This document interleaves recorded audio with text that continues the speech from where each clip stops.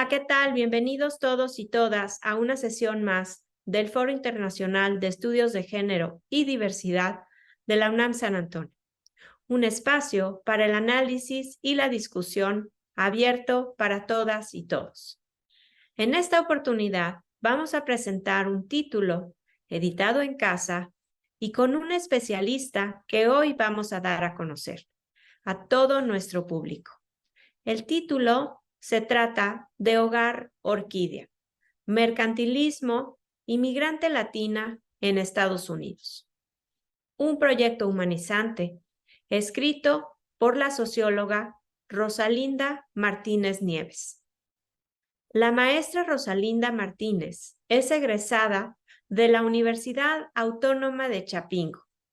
Ella ha sido ponente, activista y voluntaria en temas y procesos de participación comunitaria en el condado de Los Ángeles, California. Su formación e intereses abarcan el tema de género, el rol de la mujer migrante mexicana y latina en la Unión Americana, así como otras vertientes de esta veta de estudios que por las circunstancias actuales y a propósito del bicentenario de las relaciones entre México y Estados Unidos, se debaten en la sociedad y en el ámbito académico. Nuestra autora ha tenido una presencia relevante en los congresos y simposios celebrados en ambos lados de la frontera, destacando sus más recientes participaciones con la Universidad Autónoma de Guerrero, el Instituto Mora, el East Los Angeles College, Berkeley University, UNAM Los Ángeles y ahora con nosotros en la UNAM San Antonio. Bienvenida, maestra Rosalinda.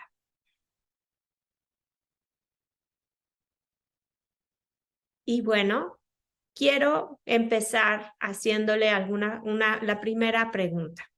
Me gustaría que empecemos a hablar de la obra. Y quería yo preguntarle si nos puede hablar un poco acerca de cómo se concibió esta obra y por qué esta analogía de las orquídeas para explicar el fenómeno de la migración hasta Estados Unidos. Adelante, maestra. Me hacen una pregunta que para mí tiene una gran relevancia cuando me dicen por qué o por qué llegué, cómo es que concebí esta obra. Y tiene que ver con la investigación participante, tiene que ver con sentir qué sucede cuando una mujer deja un lugar y decide trasladarse a otro. Desde el punto de vista del género, hay una respuesta interactiva entre, por lo menos en el momento en que yo hice el estudio, en el que hice que tiene que ver mi espectro de población, tiene que ver con la migración que se da en el periodo IRCA, que es en 1980, y que sostengo que va a transformar el escenario de la migración. Se hablaba de hombres, se hablaba de braceros, se hablaba de migrantes, de casas de hombres solos, pero la hipótesis que prefigura este trabajo es que el arribo de la mujer va a cambiar el espectro migratorio. Pero ¿cómo es que yo concebí eso? Justamente fui siguiendo con las migrantes desde que están en las comunidades. Básicamente el germen de la migración en los Estados Unidos, de la migración mexicana, sobre todo del periodo IRCA, pero incluso de más atrás e incluso todavía hasta nuestros días, tiene el componente rural. Entonces, era cuestión de llegar con las mujeres y ver cómo ellas quieren ayudar a las familias, las madres, las hermanas, dejan su tierra con el afán de ayudar.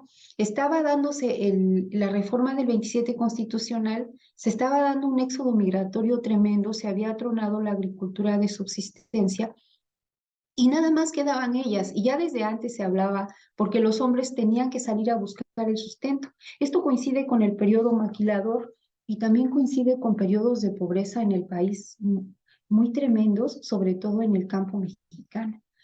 Sin embargo, cuando la mujer migra, cuando la mujer decide migrar, primero a las ciudades cercanas, pero después a la capital y finalmente a la frontera internacional, tiene que enfrentar una serie de cuestiones que la ponen en un momento crítico frente a sí misma y en un momento crítico frente al país, pero también en una situación que pone en cuestión el género, porque el espacio de la mujer es un espacio constreñido por antonomasia, sobre todo en los hogares rurales catolizados. Entonces, ella, al momento de transponer una puerta, lo va a hacer como sabe hacerlo, enfrentando todo el temor, pero además en un acontecimiento relevante hasta la fecha, porque hasta la fecha el hecho de que las mujeres emigren da lugar a respuestas sociales tremendas, incluso pongo por caso, porque es la gran historia de nuestros días, la violencia de género, la violencia ellas son violentadas, estamos en un momento muy crítico para el cruce de las mujeres. Esas migrantes rurales que atravesaron las fronteras estuvieron enfrentando ese momento crítico solas y en angustia, pero ¿cómo yo podía decirlo? Siguiendo esa trayectoria y documentándola. Y allí ellas van a ser ellas las que te platican cómo tienen que vestirse como hombres. Primero, las que tienen un poco de idea, porque muchas de ellas se van a atravesar con faldas, con zapatos de taconcito, se van a atravesar embarazadas, se van a atravesar con lactando y van a tener un tratamiento de su cuerpo, pero además van a ser tratadas. Es muy interesante y por eso yo decidí o busqué el concepto de concebir cómo poder hablar de este momento crítico en el que si no sales, estás poniendo en riesgo la vida de tu familia, porque las migrantes no migran para ellas, migran como hermanas, migran como hijas, migran como madres, responden a un momento crítico de la familia y esto se ve en los testimonios.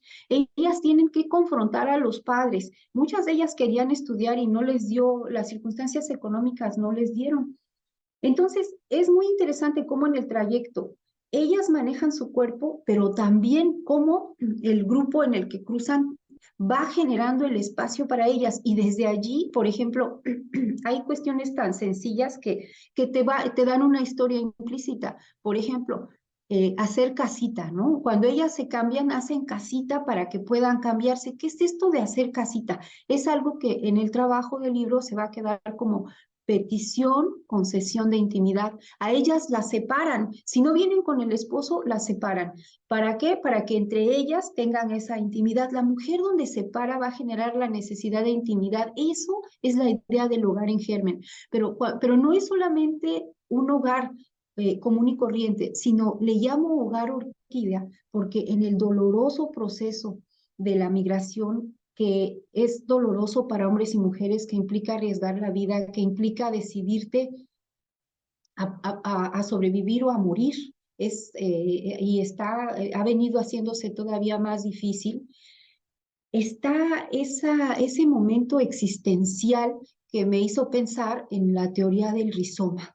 La teoría del rizoma, planteado por Guattari y Deleuze, decía que hay momentos que son puntos de fuga en los que tú vas a desaparecer, pero en general, o podemos hablar, y ponen justamente el ejemplo de los pastos rizomáticos. Los pastos rizomáticos se entierran en el invierno y cuando viene el verano surgen.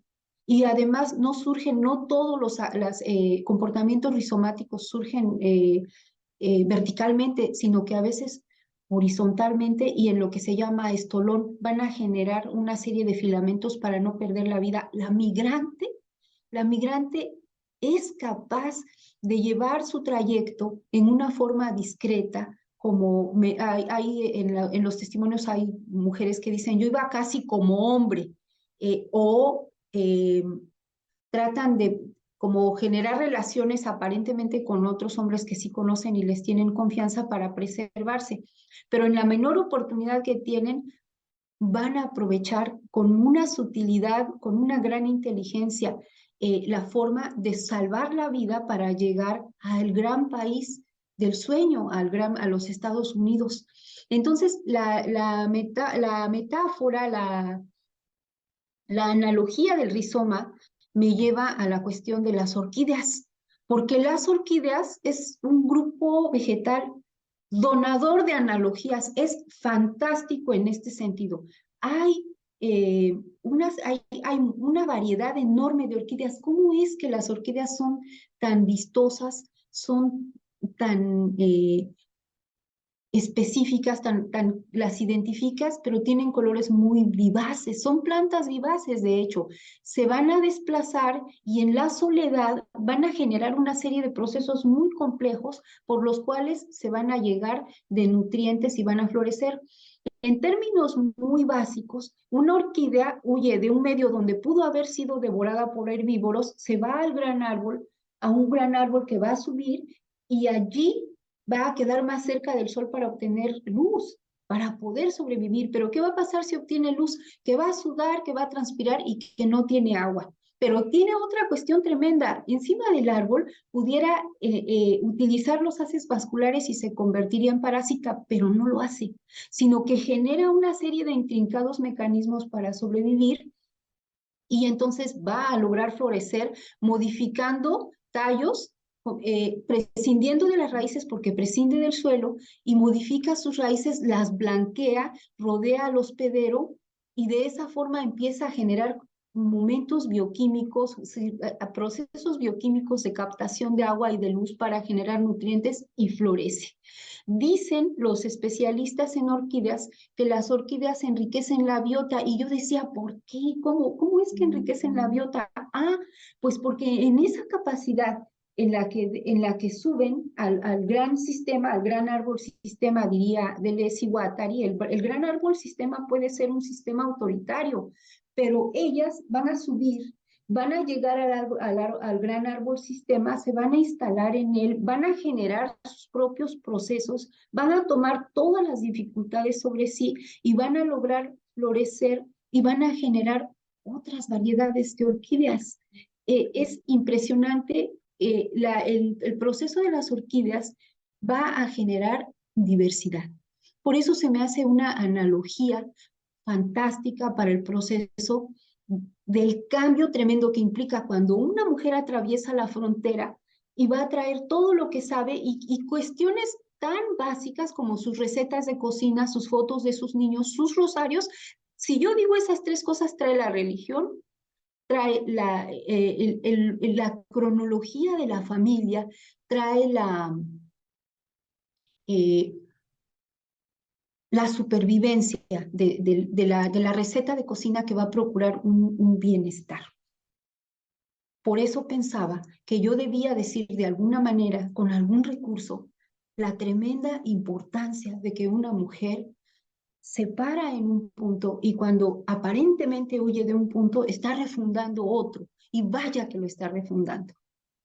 ¿Por qué es importante hablar de ese tema hoy, las mujeres y las migrantes, en el marco del bicentenario de las relaciones entre México y Estados Unidos? Porque sin duda alguna ha marcado la relación entre México y nuestro país, entre Estados Unidos y nuestro país, el hecho de las características tan sui generis que presenta la migración mexicana en este caso, en relación a otras. Por ejemplo, esas condiciones no son las mismas que tienen, por ejemplo, las mujeres que migran del este de Europa, por ejemplo, ni tampoco las mujeres que llegan de Rusia, ni tampoco las mujeres que llegan del África, de Haití o de otros países, porque cada uno tiene circunstancias especiales, traen, como dices, otra cultura, otra religión, otro tipo de características que hacen interesante y de una manera, como digo, sui generis ese tipo de migración. Entonces, ¿por qué es importante hablar hoy de las mujeres en el marco de las relaciones México-Estados Unidos?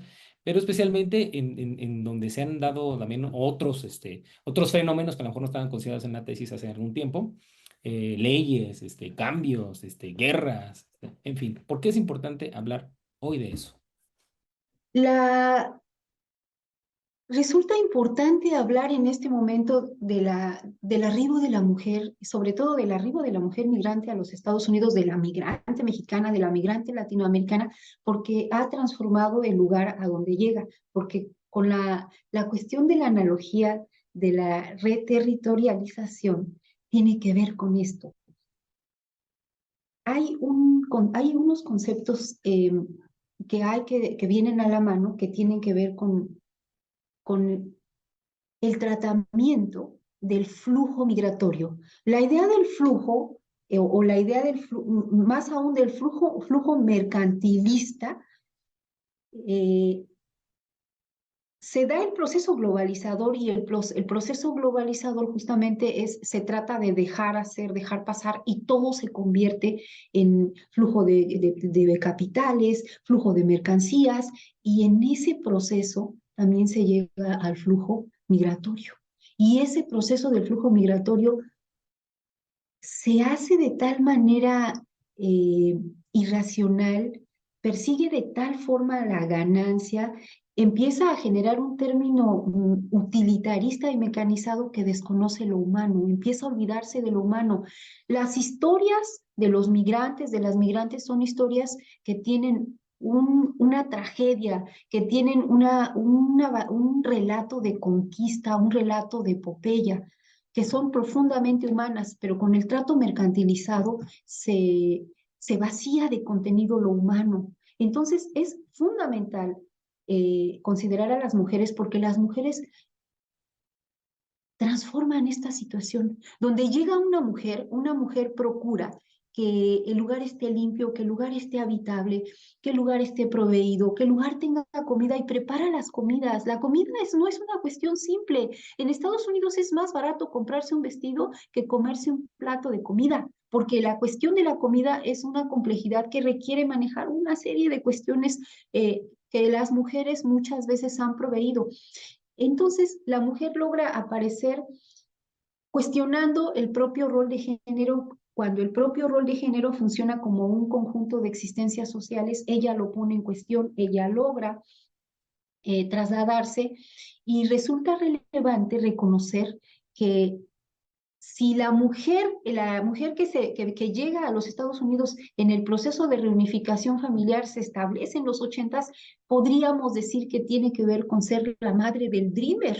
Entonces, imagínense ustedes que vale la pena preguntarse cómo llegamos a esto. Y la madre del dreamer, por toda la cuestión de hacer visible la presencia de la mujer a través de las historias de vida, de seguir sus historias de vida, te va a relatar los tremendos esfuerzos que hace una mujer cuando llega a otro país sin documentos, que se cambia el nombre, que arriesgó la vida, que sufrió muchas veces violencia, que fue acosada y que llega a un lugar donde desconoce el idioma, las vías de comunicación, la tecnología y no sabe manejar. ¿Cómo va a hacer esa mujer para poder sostener la vida, sostenerse, sostener sus metas, porque ella emigró para otros, pero a la mujer le acontece otra situación tremenda, que es la maternidad? Y cuando llega la maternidad, resulta que la mujer necesita que los niños vayan al doctor, que los niños vayan a la escuela, pero además los celebra. Es fantástico el aporte porque entonces ella se convierte en la vinculadora y eso es una vuelta de campana, sobre todo en el caso de la mujer mexicana, de la mujer latinoamericana migrante que viene con todos los formatos, con toda la estructura cultural ruralizada, porque ella normalmente había sido una mujer detrás de la puerta, o en este sentido, los sistemas de cargo eran muy más para hombres, y aquí resulta que ella es la que va a ir vinculando a la progenie. Ella es, en este sentido, la portadora de hogar, pero además, una vez que tú estableces un hogar en un territorio, tú vas a generar un impacto social. Por lo tanto, la mujer requiere un gran apoyo y no lo encuentra. Y entonces, con toda su inteligencia, con toda su sensibilidad, con todo el contexto cultural que tiene, articula una serie de estrategias que de verdad vale la pena, como dijera Pierre Bourdieu, historicizar.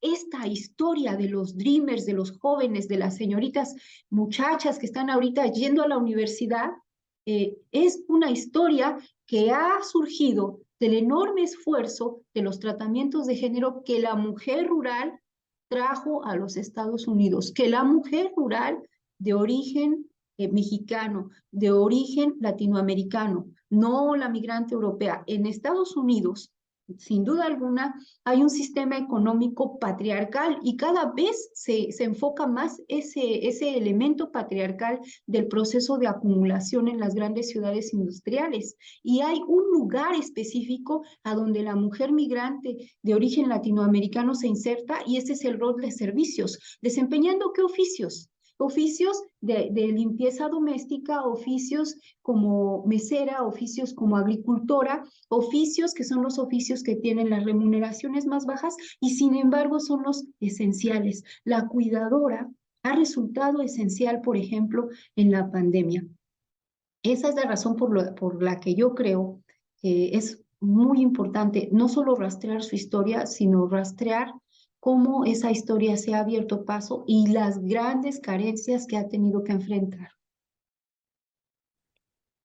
Sin duda alguna es un tema muy complejo, porque aprovechando una de las citas, usted ha mencionado mucho de lo que Bourdieu llamaba el capital social, el capital cultural, ¿no? Que es en conjunto es esta totalidad de recursos pues que pertenecen a este grupo específico, ¿no? Que institucionaliza una red de relaciones materiales, simbólicas, ¿no? Que además es útil para todos, ¿no? Por eso creo que es muy interesante tocar este tema desde esta perspectiva porque todavía hay mucho que hacer. Entonces yo estoy convencido que una obra como la suya aporta otra perspectiva diferente al tema de los estudios de género, pero también al tema de la mujer en los Estados Unidos. Y por esta razón, en virtud de que nos ha hablado un poco acerca del contenido de la obra, me gustaría preguntarle cuáles son, digamos que los pendientes que hay, en términos de esta perspectiva de estudio, pero sobre todo los aprendizajes que hasta ese momento, usted como socióloga y usted como escritora de este libro, los aprendizajes urgentes que tenemos que adquirir, ¿no? Para, de alguna forma, cambiar nuestra perspectiva, no ya desde el patriarcado, sino también desde la sociedad que demanda soluciones a problemáticas como esta. ¿Qué opina usted? Bueno, hay aprendizajes urgentes, tanto desde la academia como desde las políticas públicas y por supuesto desde la misma condición de ser migrante en los Estados Unidos siendo mujer y de sobrellevar la vida en los Estados Unidos. Creo que vale la pena hacer el estudio de género desde el punto de vista de las mujeres, porque nos va a dar estos detallamientos sin menoscabo de la importancia que tiene documentar la vida cotidiana de hombres y mujeres y cómo se establecen las relaciones. La cuestión de la mujer como vinculadora de la sociedad, eh, que habla español, como madre de los hijos, como alguien que en el hogar, y están los testimonios, en el libro hay varias historias de vida que hablan de cómo ellas llegan y transforman el lugar a donde llegan los hombres y tenemos que hablar de periodos, ¿no? El periodo bracero y los periodos de migración varonil tienen un efecto diferenciado y tiene que ver con que las habitaciones masculinas se basan en la recámara, se quedan en la recámara. La habitación femenina no. La habitación femenina provee trastes, provee muebles, provee espacios, provee cuidados, provee salud, provee alimentos. No se trata de decir que no es un deber ser, es simplemente una observación que se hace porque está fehaciente en las historias de vida. Pero lo interesante de todo es que llegando a una sociedad en la que debe de adaptarse, ella adopta muchas veces en este sentido efectivamente patriarcal, hace lo que sabe hacer como sabe hacerlo y aquí es demandado. El hecho de que una mujer tenga hijos eh, la obliga a aceptar, por ejemplo, terceros turnos con salarios más bajos, la obliga a trabajar menos horas, la obliga a aceptar las condiciones de trabajo que le pongan con tal de que ella pueda negociar los espacios para sobrellevar los hogares.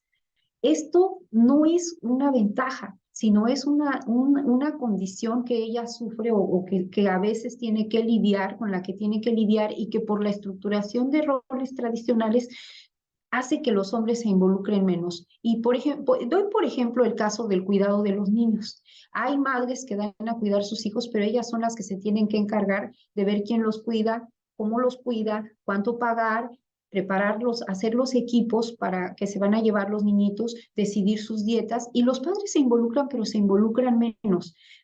A lo mejor tienen la intención de hacerlo, pero no tienen la decisión de aprender. Entonces, se trata de aprender, se trata de comprender, se trata de responder.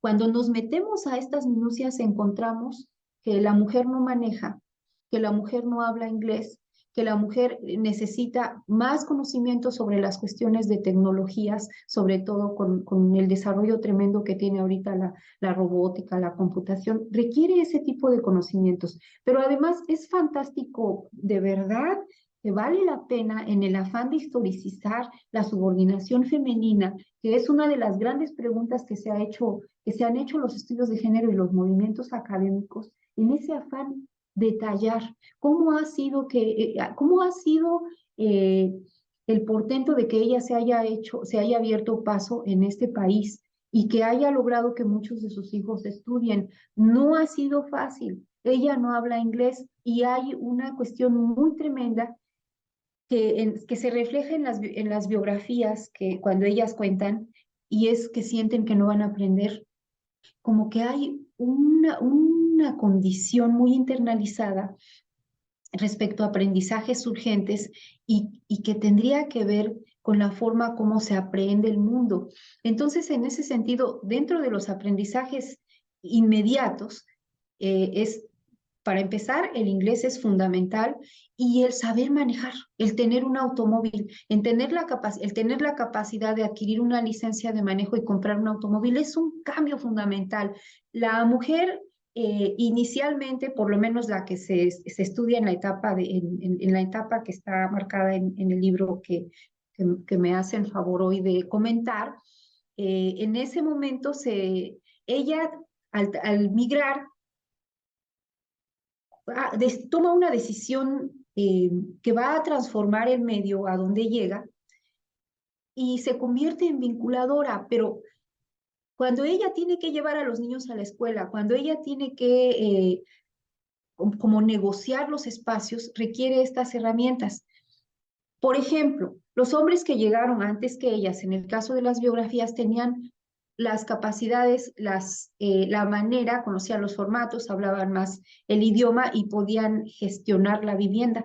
Pero es impresionante cómo sobre la misma marcha de las cosas encontramos mujeres que después no solo están gestionando la vivienda, sino que están gestionando tener una casa propia, que están gestionando residencias y ciudadanías, que están tomando cursos de ciudadanía, que están aprendiendo oficios. Ellas deciden ir a la escuela cuando saben que van a ganar más para ayudar a la progenie, para ayudar a los hijos, para que los hijos puedan tener las universidades, porque aquí las universidades, los cursos hay que pagarlos. Entonces, los aprendizajes urgentes empiezan por los aprendizajes esenciales, básicos, que deben tomarse como políticas públicas. Hace poco estaba con un grupo de una organización de empleadas domésticas y me parece tremendo, porque cuando se promovió el curso de manejo, eran 100, yo alcancé a leer 70, 80, 100 nombres de mujeres